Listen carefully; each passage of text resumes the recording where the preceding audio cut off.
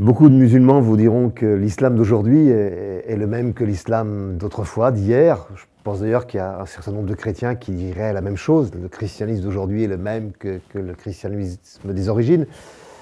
Et alors c'est vrai dans ce sens que le fond de la doctrine reste le même, mais en même temps, les religions ne cessent de bouger en fonction de l'évolution du monde, de l'évolution des sociétés. Et est-ce qu'on peut imaginer que l'islam d'aujourd'hui est exactement le même que celui des premiers temps de l'accueil, de la prédication coranique? Le milieu n'était pas du tout le même entre celui de la Mecque ou de Médine au 7e siècle de l'ère commune, et puis aujourd'hui la réalité du monde arabe pris entre tellement de conflits internationaux. Voilà. Il y a obligatoirement des évolutions. L'islam, par exemple, des grands empires, hein, l'islam des Omeyyades, l'islam des Abbassides, c'est déjà autre chose que l'islam de la première communauté musulmane autour de Muhammad, même à Médine. Il y a un empire qui se constitue. Donc une religion qui devient une religion d'empire, ça ne peut plus être la même chose qu'une religion qui est au départ une religion de caravaniers d'un désert où le monothéisme va tout doucement s'imposer. De la même manière, le christianisme a connu des évolutions.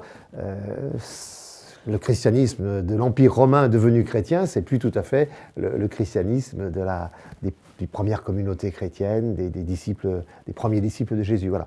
Donc je crois que c'est important déjà d'avoir ça à l'esprit. Les religions bougent comme toutes les réalités humaines, quand bien même nous croyons que, bien sûr, nos religions viennent de Dieu, nous sont données. Des choses ont complètement changé parce que l'islam a pris sur la scène mondiale une place qu'il n'avait pas ou qu'il n'avait plus lorsque, en tout cas, moi j'étais adolescent. Alors qu'est-ce qui s'est passé? Il y a sûrement plusieurs étapes à prendre en compte. Moi j'ai tendance à dire, je suis d'ailleurs étonné que peu de gens tiennent ce même discours, j'ai tendance à dire qu'on est quand même dans une période de notre histoire, l'histoire humaine, où il y a un nouveau déploiement de l'islam dans le monde, et j'ai envie de parler de nouvelle islamisation. Vous savez que Jean-Paul II parlait, lui, de nouvelle évangélisation, qui était devenue nécessaire, qui avait un nouvel élan. Eh bien, je crois que le monde musulman connaît, et c'est particulièrement sensible depuis 40 ans, une nouvelle islamisation, qui a commencé d'abord par une volonté de réislamiser les musulmans qui auraient pu prendre, pas forcément une distance par rapport à la foi, mais en tout cas qui auraient pu être devenus moins fidèles à la pratique ou peut-être moins soucieux d'orthodoxie. Voilà. Je crois qu'il y a vraiment ce grand phénomène mondial. Un grand phénomène mondial qui a des racines anciennes d'ailleurs. Hein. Parfois, il y a des choses comme ça qui apparaissent dans l'espace public, médiatique, culturel, mais qui ont des racines qu'on n'a pas vues se développer. Et je pense que ce courant de réislamisation du monde, en fait, on peut le faire démarrer au XIXe siècle. Alors, au XIXe siècle, il faut avoir à l'esprit que les grandes puissances du XIXe siècle, c'est la France, c'est l'Angleterre, c'est la Russie, on oublie ça. Et que au XIXe siècle, il y a tout un mouvement de prise de possession du monde qui se fait par des puissances qui vont devenir coloniales. Hein, l'Angleterre qui prend possession des Indes, qui à l'époque sont, même si les Indes sont composées d'une population majoritairement hindoue, à l'époque c'est l'empire moghol, c'est un empire musulman quand l'Angleterre prend possession des Indes. La France, avec Bonaparte, à l'issue de la Révolution française, va essayer de prendre possession de l'Égypte. Pas pour coloniser l'Égypte, mais pour couper la route des Indes aux Anglais. Donc c'est le conflit de deux puissances qui va du coup avoir des retentissements importants sur des sociétés musulmanes qui étaient restées un peu en dehors depuis quasiment le XVe siècle, en dehors de l'histoire mondiale, parce qu'il y a eu la conquête, à partir de 1492, le monde arabo-musulman se replie sur lui-même, et c'est l'Europe occidentale qui prend possession du monde, y compris des Amériques. Et donc pendant toute une période, il y a comme le monde arabo-musulman reste fermé sur lui-même, il est dominé en plus par l'Empire turc, qui ne cherche pas à son développement. Si bien que une expédition comme celle de Napoléon en Égypte a eu un retentissement énorme, parce que l'expédition de Bonaparte en Égypte, ce n'est pas seulement une expédition militaire, c'est aussi une volonté de se saisir de richesses culturelles. Et tout le monde sait que c'est à cette occasion-là que Champollion va trouver la clé de lecture des hiéroglyphes égyptiens. Alors, il y a tout un groupe de savants qui accompagnent l'expédition militaire. Et les savants musulmans d'Égypte, à ce moment-là, découvrent que l'Europe a pris une avancée incroyable sur le reste du monde, et notamment sur le monde arabe. Et il va y avoir un premier questionnement à l'intérieur de ce monde arabe, et particulièrement en Égypte, c'est de se dire, mais comment se fait-il que nous, les Arabes, et sous-entendu les musulmans, même s'il y a des musulmans chrétiens, mais c'est comme cela que la majorité des Arabes vont réfléchir, comment se fait-il que nous, les Arabes, nous soyons restés tellement en retard au plan technologique, au plan scientifique, voire au plan culturel. Et il va y avoir une certaine séduction pour l'Europe à ce moment-là, et un mouvement qui va se développer, qu'on va appeler le mouvement des réformistes musulmans. Et très curieusement, ces gens se définissent eux-mêmes comme salafistes. Alors ce sont des réformateurs, ce sont même des progressistes, comme Mohamed Abdou ou Afrani, qui est un tribun pan-islamiste. Ce sont des gens qui ont des idées de progrès, y compris en ce qui concerne les droits des femmes. Voilà, ils disent il faut qu'on réatteigne le niveau de civilisation, de développement auquel sont arrivés les Européens. Et quand ils se disent salafistes, c'est parce qu'ils disent il faut que nous abandonnions tout ce qui a pu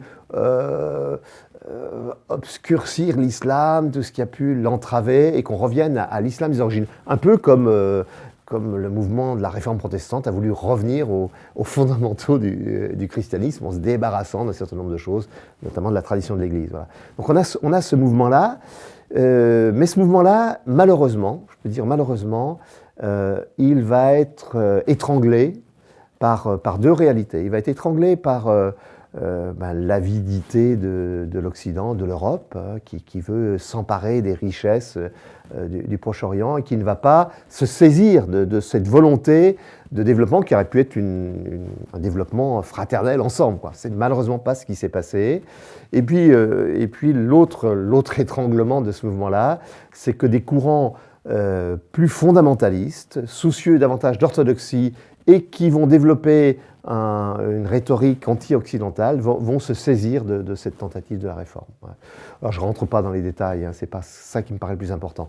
Ce qui me paraît le plus important, c'est de percevoir ce qui va suivre, et en particulier ce qui va se développer à partir de 1974. C'est une date très importante, 1974, par rapport à ce que nous vivons. En 1974, c'est après la guerre du Kippour. Donc c'est cette guerre où les pays arabes coalisés ensemble, une nouvelle fois, ont essayé de vaincre l'État d'Israël qui leur a été imposé, dont la construction leur a été imposée depuis 1948. Et de nouveau, dans cette troisième guerre israélo-arabe, eh bien, les armées arabes vont être défaites. Et à ce moment-là, l'Arabie saoudite, qui n'est pas saoudite depuis très longtemps, elle est saoudite seulement depuis les années 1930, l'Arabie, donc dirigée par la dynastie des Séouds, décide, avec les savants religieux de l'Arabie saoudite, que désormais, eh bien, il faut imposer à l'Occident un prix du pétrole, hein, et que ce prix du pétrole, qui ne sera plus fixé par les puissances occidentales, ce prix du pétrole permettra aussi de financer une réislamisation du monde. C'est pour ça que vous allez avoir progressivement l'apparition d'un islam plus dynamique, plus ostentatoire, y compris dans les pays d'immigration comme la France. Parce que l'Arabie va vraiment financer, et elle continue de le faire aujourd'hui, cette nouvelle islamisation, ce nouveau déploiement de l'islam à travers le monde. Elle le fait comment? Elle le fait en finançant, certes, des mosquées à travers le monde, mais en finançant des instituts de formation, en finançant parfois des œuvres sociales, des hôpitaux. Voilà. Il y a eu un développement de cet islam qui se veut très orthodoxe, souvent anti-occidental au niveau de sa pensée religieuse, ce qui ne veut pas dire dans la pratique, puisque curieusement, les Saoudiens sont en même temps les alliés des Occidentaux, mais au plan militaire, au plan économique, hein, mais la diffusion de cet islam-là. Et puis il y a un autre courant qui va aussi se développer sur fond de révolte contre l'Occident, d'anti-impérialisme, qui est le mouvement des frères musulmans.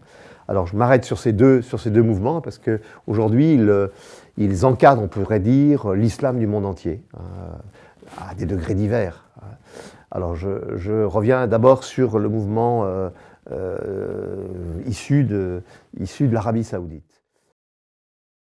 Alors il faut reprendre un petit peu l'histoire du mouvement de l'islam saoudien, qu'on appelle parfois le wahhabisme, même si eux refusent cette appellation.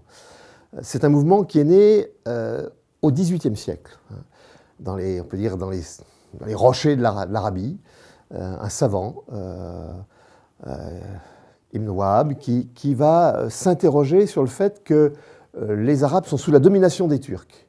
Et son questionnement, c'est de se dire comment se fait-il que nous, les Arabes, à qui Dieu a donné sa parole définitive, le Coran, à qui Dieu a donné un prophète arabe, Muhammad, comment se fait-il que nous soyons sous la domination de ces Turcs, qui certes sont musulmans, mais qui pour lui ne sont pas légitimes? Et sa réponse, c'est « redevenons de vrais musulmans, et alors, eh bien, la guidance de l'islam nous sera rendue, parce que c'est à nous, les Arabes, qu'elle revient. » Et Ibn Wahb va proposer un retour extrêmement strict à ce qu'il imagine avoir été les débuts de l'islam. Et en plus, on est dans le cadre d'une culture tribale, ce sont des tribus. Hein. Et donc, sa conception de la société, elle reste très marquée par des rapports de domination de chefs de tribus, par des rapports de domination des hommes sur les femmes, par une certaine ségrégation entre les classes sociales. Voilà la mentalité, le monde d'Ibn Wahb. Et ce mouvement qui, d'une certaine manière, au départ, apparaît comme sectaire, va trouver sa chance dans le fait qu'il y a une alliance entre ce penseur religieux et la tribu des Séoudes. Il y a un pacte, un peu comme on a connu au début du IXe siècle en Europe, l'alliance entre Charlemagne et le pape. Voilà. Charlemagne disant au pape « Je te reconnais, toi l'évêque de Rome, comme étant le souverain spirituel du monde, et en retour, tu me reconnais, moi, comme légitime en tant qu'empereur de l'Europe. » Eh bien, à une échelle un peu moindre, mais c'est le même type d'accord entre le trône et l'autel, ou l'épée et le goupillon. Eh bien, vous avez cette alliance entre Ibn Wahb et la famille des Séoudes. Et cette famille des Séoudes, qui est du centre de l'Arabie, elle a une ambition, c'est de conquérir l'ensemble de l'Arabie. Et elle va y parvenir. Elle va y parvenir au début du XXe siècle. Tout le monde connaît l'histoire de Laurence d'Arabie, parce que au moment de l'effondrement progressif de l'Empire ottoman, les Anglais, les Français vont favoriser les mouvements nationalistes anti-ottomans et vont favoriser l'indépendance des Arabes. Enfin, l'indépendance. Ils vont favoriser surtout la chute de l'Empire ottoman. Et c'est comme ça que, progressivement, les Séoudes vont réussir à trouver leur place. Ils vont mettre du temps, mais finalement, en 1932, eh bien, le royaume d'Arabie saoudite est proclamé. Et avec ce royaume d'Arabie saoudite, eh bien, un mouvement qui longtemps a été vu sectaire va devenir progressivement la grande référence pour toute une partie du monde musulman. C'est assez étonnant de se dire un mouvement qui pendant longtemps, jusqu'aux années 1950, l'université d'Al-Azhar au Caire, qui a été très très longtemps la grande référence de l'orthodoxie sunnite, considérait les wahhabites comme étant une secte obscurantiste.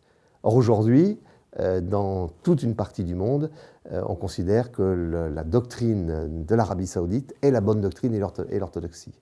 Tout ça parce qu'il y a eu l'argent du pétrole et que l'influence de l'Arabie saoudite est devenue colossale dans une grande partie des pays musulmans. Non seulement grâce à l'argent, mais aussi parce que c'est démocratiser la possibilité du pèlerinage. Autrefois, faire le pèlerinage, ça demandait de l'argent, ça demandait de la disponibilité, et puis l'avènement de l'aviation, la démocratisation de l'aviation fait que maintenant, une grande partie en tout cas des musulmans du monde peuvent faire le pèlerinage à la Mecque et à Médine. Ce qui donne à l'Arabie une centralité qu'elle avait, on pourrait dire symboliquement dans l'histoire, mais maintenant qui est devenue très concrète. Alors ça, c'est le mouvement wahhabite, qu'on appelle aussi salafiste, parce qu'eux-mêmes se désignent comme salafistes, c'est-à-dire ceux qui sont fidèles à l'exemple des pieux ancêtres, des premiers compagnons du prophète. Et puis un autre mouvement qui est né, lui, un peu plus tardivement, mais qui a pris le même essor dans la même période du XXe siècle. C'est le mouvement qu'on appelle le mouvement des frères musulmans, qui est né dans les années 1920 en Égypte, à l'initiative d'un instituteur, d'une famille religieuse, Hassan al-Banna.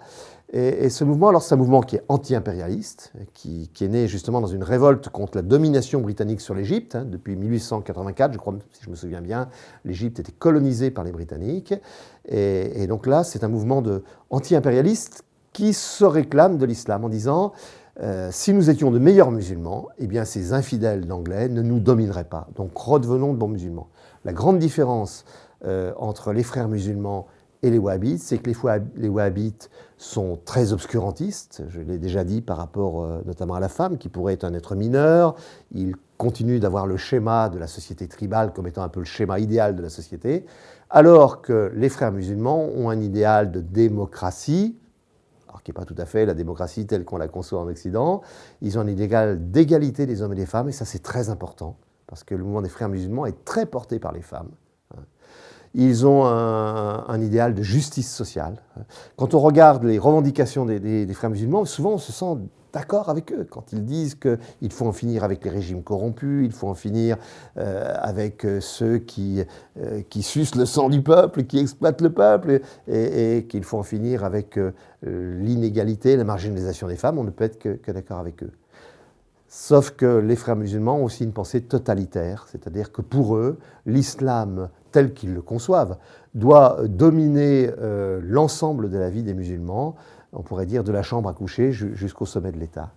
Et on le sait, quand ils estiment qu'une société est mûre pour être dirigée selon leur conception, eh bien après ils ne pensent pas qu'il soit possible de revenir en arrière. C'est un peu ce qui s'est passé avec les régimes communistes. Les régimes communistes ont pensé vouloir faire le bonheur du monde, la révolution de 1917, mais après il était impensable qu'on revienne à une autre situation. Voilà, le communisme s'imposait à tous. Il voulait libérer les peuples, il voulait libérer les individus, mais après il est devenu totalitaire et oppressif. Mais c'est le même problématique avec les frères musulmans. Aujourd'hui, ces deux grands courants sont influents un peu partout. Par exemple, vous avez le régime dont on parle beaucoup d'Erdogan en Turquie. Erdogan n'est pas frère musulman au sens où il est turc. Et donc, pour un Turc, il est impensable de s'affilier à un mouvement qui est né dans le monde arabe et qui a d'abord des racines arabes. Mais néanmoins, la pensée d'Erdogan, l'islam d'Erdogan, il est très très proche de la pensée des frères musulmans. Et aujourd'hui, dans le comportement des gens, et c'est peut-être ça qui est qui nous interroge le plus et qui parfois nous inquiète le plus, dans le comportement des gens, eh bien, il y a de plus en plus des comportements qui se veulent ultra-orthodoxes, ce qui n'est pas condamnable en soi, mais avec pour référence l'Arabie saoudite, l'islam de l'Arabie saoudite. C'est pour ça que vous voyez de plus en plus, que nous voyons de plus en plus dans nos villes, dans nos rues, dans nos quartiers, des musulmans que nous avons pu connaître parfois vivant quasiment à l'occidental, et puis qui, à présent, eh bien, choisissent de retourner à une pratique ostentatoire de l'islam et vont vivre un islam qui a pour modèle l'Arabie saoudite, même sans en être conscient toujours. Moi, je vois des familles ici que je connaissais depuis longtemps, qui vont faire le pèlerinage à la Mecque et à Médine, et quand elles reviennent, elles se sentent comme obligées de s'habiller de manière très ostentatoire et de vivre un islam qui, du coup, va les couper des autres parce qu'ils ont un tel souci de conserver la pureté qu'ils pensent avoir acquise lors de leur pèlerinage, eh bien qu'ils vont tout doucement se couper du reste de la société. Et ça, voilà, ce sont les évolutions de notre monde musulman. Et ces évolutions, elles se produisent dans un contexte de guerre, et ce n'est pas nouveau, de guerre, que se livrent différentes puissances mondiales, et autour en particulier de la maîtrise des sources d'énergie, en particulier du pétrole, du gaz, la maîtrise de l'eau, et c'est une question très importante au Proche-Orient, la protection de l'État d'Israël, ou au contraire la lutte contre l'État d'Israël. Voilà, on a tout ça. Déjà, ces évolutions de l'islam que j'ai évoquées sont de nature à bouleverser un peu le monde, puisqu'encore une fois, jusqu'aux années 1970, on pourrait dire que de 1492 à 1970, pratiquement, le monde musulman est fermé sur lui-même et ne bouscule pas le reste de la vie mondiale. Donc il y a un bouleversement à partir de 1974 qui se met en place. Mais ce bouleversement, il est d'autant plus fort, il a d'autant plus de conséquences qu'il y a ces enjeux internationaux. Et le monde arabe en particulier est aujourd'hui pris en tenaille entre les intérêts de l'Amérique, les intérêts de la Russie, les intérêts de la Chine. Nous autres, nous ne comptons plus grand-chose en Europe. On est un peu à la traîne de l'Amérique, même si aujourd'hui ça devient compliqué avec le nouveau président américain. Voilà. Donc il y a tout ça qui joue. Qu'est-ce qu'on voit aujourd'hui? On voit un monde arabe qui est en pleine, je ne sais pas si il faut dire quoi, implosion, explosion. C'est terrible, c'est terrible. Et le monde arabe est en train de s'effondrer complètement. Or, c'est le cœur de l'islam. L'Irak est détruite, la Syrie est détruite, la Libye est détruite, le Yémen est détruit. Tout ce monde-là est en train d'une certaine manière, de mourir. Alors, il faudra qu'il se reconstruise, on ne sait pas trop comment, mais il est en train de mourir. Et avec une violence incroyable.